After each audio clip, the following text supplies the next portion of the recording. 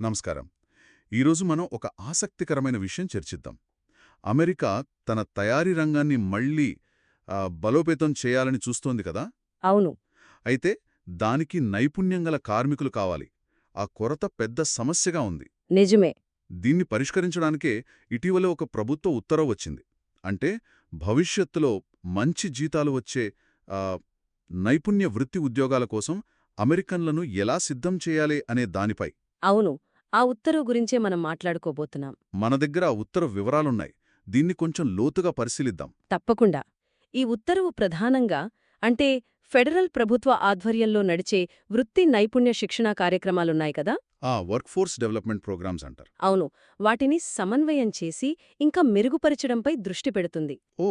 మొదటి అడుగుగా కార్మిక, వాణిజ్య, విద్యాశాఖల కార్యదర్శులకు హ్మ్. కేవలం 90 రోజుల్లో 90 రోజులా? అప్పుడేనా? అవును. కేవలం 90 రోజుల్లో ఈ కార్యక్రమాలన్నింటినీ సమీక్షించి వాటిని ఎలా మెరుగుపరచాలో చెప్పే ఒక నివేదిక ఇవ్వాలని ఆదేశించారు. అంటే చాలా వేగంగా స్పందించాలని కోరుకుంటున్నారు. ఖచ్చితంగా. ఆ 90 రోజుల గడువు చూస్తేనే అర్థమవుతోంది. ప్రభుత్వం తక్షణ చర్యలు కోరుకుంటోంది. కేవలం అంటే కాగితాలపై ప్రణాళికలు కాదు అని. నిజమే. మరి ఆ నివేదికలో ప్రధానంగా ఏ అంశాలపై దృష్టి పెట్టాలన్నారు? అంటే ప్రస్తుత లోపాలను సరిదిద్దడమా? అది ఒక భాగం. ముఖ్యంగా ఏ కార్యక్రమాలు సరిగా పనిచేయడం లేదో గుర్తించాలి.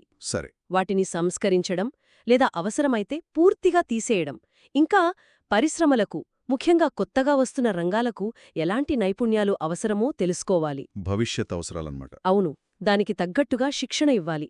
దీనికోసం భవిష్యత్ యజమానుల సలహాలు కూడా తీసుకోవాలని స్పష్టంగా చెప్పారు. అంటే ఇండస్ట్రీ ఇన్పుట్ చాలా ముఖ్యమంటున్నారు. చాలా ముఖ్యం. అలాగే కృత్రిమ మేధస్సు లాంటి కొత్త టెక్నాలజీలొస్తున్నాయి కదా. అవును. ఏఐ ప్రభావం చాలా ఉంది.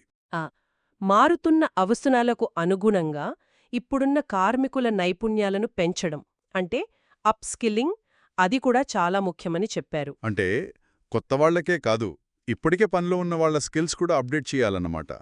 ఇది బావుంది. అవును. ఇందులో ఇంకో విషయం కూడా ఉంది కదా. 4 ఏళ్ల కాలేజీ డిగ్రీలకు బదులుగా వేరే నైపుణ్య ఆధారిత సర్టిఫికేట్లు. అవును.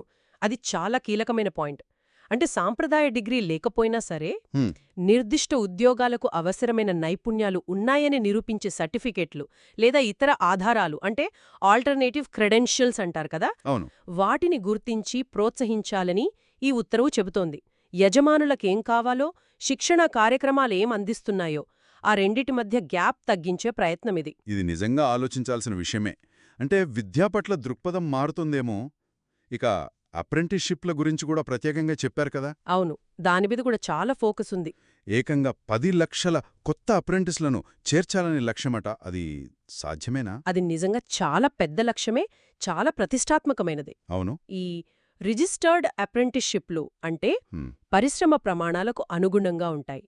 పనిచేస్తూనే శిక్షణ పొంది గుర్తింపు పత్రం సంపాదించే అధికారిక కార్యక్రమాలన్నమాట. ఓ, అంటే ఆన్ ది జాబ్ ట్రైనింగ్ లాంటిదా, కానీ అధికారికంగా? అవును, అధికారికంగా గుర్తింపుతో.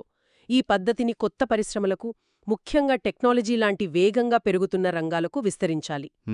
అలాగే వీటిని మన విద్యా వ్యవస్థతో అనుసంధానం చేయాలి. ఉదాహరణకు పర్కిన్స్ వి చట్టం ఉంది కదా, వృత్తి విద్యకు నిధులిచ్చేది. అవును, విన్నాను. దాని ద్వారా ఇంకా ఫెడరల్ స్టూడెంట్ ఎయిడ్ ద్వారా కూడా సంబంధాలు పెంచాలి అని దీనికోసం 120 రోజుల్లో ఒక ప్లాన్ ఇవ్వాలని ఆదేశించారు. 120 రోజులు అంటే 4 నెలలు. దీనికి కొంచెం ఎక్కువ టైం ఇచ్చారు. అవును. అప్రెంటిస్షిప్ వ్యవస్థను విస్తరించడం కొంచెం సంక్లిష్టమైన పని కదా.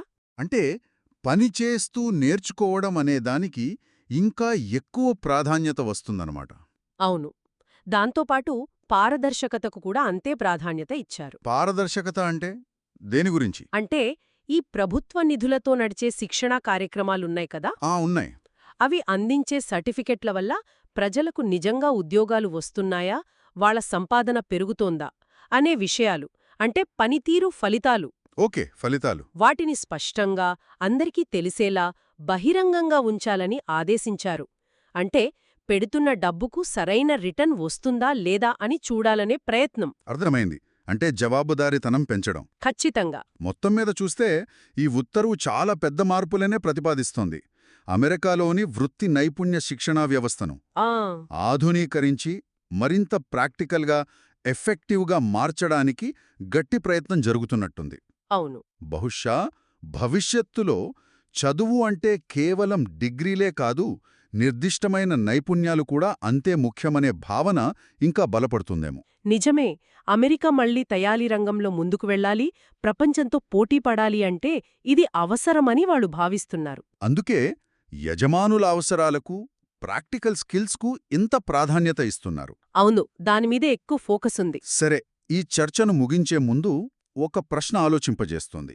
యజమానులు చెప్పిన నైపుణ్యాలు, ఈ ప్రత్యామ్నాయ సర్టిఫికెట్లపై ఇంతగా దృష్టి పెట్టడం వల్ల భవిష్యత్తులో నైపుణ్యం కలిగిన కార్మికుడు అంటే నిర్వచనం ఎలా మారొచ్చు? మంచి ప్రశ్న. ఇంకా ఈ కొత్త మార్గాలు అంటే ఈ అప్రెంటిస్షిప్లు, సర్టిఫికెట్లు ఇవి నిజంగా స్థిరమైన, మంచి జీతాలిచ్చే ఉద్యోగాలకు దారి తీస్తాయని ఎలా నిర్ధారించుకోవచ్చు? ఇందులో ఏమైనా సవాళ్లు ఎదురయ్యే అవకాశం ఉందా?